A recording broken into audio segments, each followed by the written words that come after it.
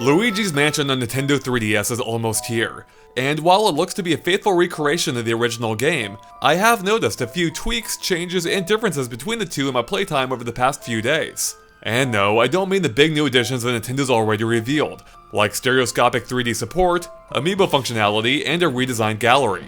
No, I'm talking about much smaller tweaks that only a total Luigi's Mansion nerd like myself would notice. Now, this isn't a fully comprehensive list, especially since Nintendo's only letting me talk about the first half of the game so far. So with that being said, here are 10 differences that have stuck out to me up to this point.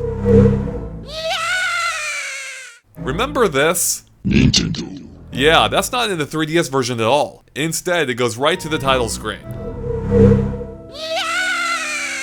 In the GameCube version of Luigi's Mansion, the front door was one way only and served no actual gameplay purpose. But on the 3DS, you can use it to quickly return to Egad's lab.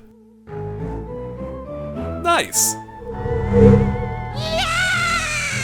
This time, when the door locks behind Luigi, the camera angle now changes to make it both more obvious and more like a proper cutscene.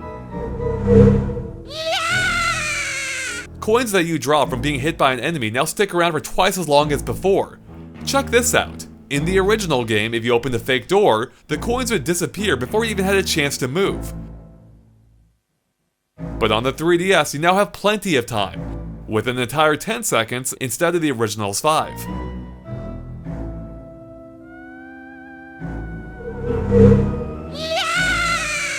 And speaking of money, you no longer have to worry about grabbing gems last from a pile of money, as the in-game timer now pauses during Luigi's animation, so that the rest of the money doesn't disappear while Luigi's celebrating.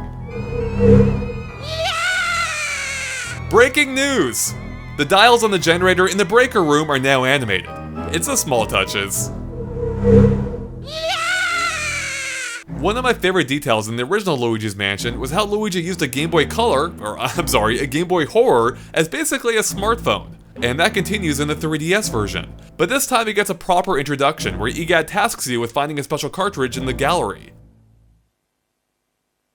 And once you plug it in, it then leads to a proper boot-up sequence that you might recognize. Ah, nostalgia. Because of the 3DS's dual screens, the Game Boy Horror is more prominent than ever before, as it's always featured on the bottom screen during gameplay, giving you instant real-time access to your map and other features. Nice! And when you pull it up to use search mode, it actually stretches across both screens, revealing more of it than ever before, at least for more than a fraction of a second. But the coolest part is that you can actually press the Game Boy Horror's buttons on the touchscreen by tapping directly on them. A and B are used to confirm or cancel respectively, and the control pad lets you move it around. Pretty neat. But hold up a second, what about at the start of the game, before you even have the Game Boy Horror? What's displayed on the touchscreen then? Well, you'll find the same map that Luigi used to find the mansion in the first place displayed right there. And it even looks to be illuminated by a flashlight. Cool! Whenever you're on the main menu, you might notice that the message, "Welcome to your mansion," ominously changes to, "Welcome to our mansion," just like in the original game. Creepy!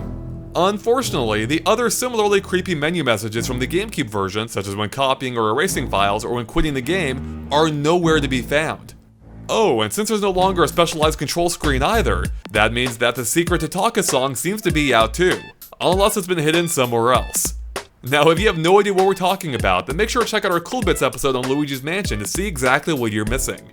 And there you have it, 10 small changes that I've noticed in Luigi's Mansion 3DS so far. Thanks for watching, and make sure to click that subscribe button for tons more on Luigi's Mansion 3DS, including our upcoming review very soon.